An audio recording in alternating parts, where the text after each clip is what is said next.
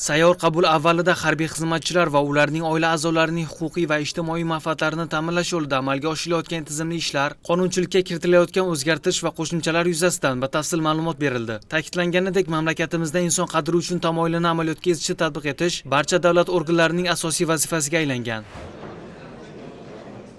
Ochiq muloqotda 200 nafardan ziyod murojaatchining ehtiyojlari, muammolari va takliflari tinglandi. Xususan, tegishli tashkilot mutasaddilari ishtirokida bo'lib o'tgan yakka tartibdagi sayyor qabullarda sog'liqni saqlash, bandlik, ijtimoiy himoya, ta'lim, soliq va oilaviy masalalar bilan bog'liq murojaatlar kelib tushdi. Kontrakt bo'yicha harbiy xizmat davrida jarohat olganman. Shu markaziy harbiy tibbiy gospitaliga davolanish uchun vazir o'rinbosariga murojaatim bilan chiqdim.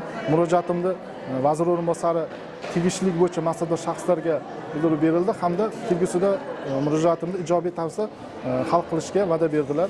Shunday qabullar bo'lishi hamda harbiy xizmatchilar, ularning oila a'zolari hamda fuqarolarning kelajakda harbiy xizmatga bo'lgan, vatanga bo'lgan mehr-muhabbatni oshirishga yana bitta zamin yaratadi.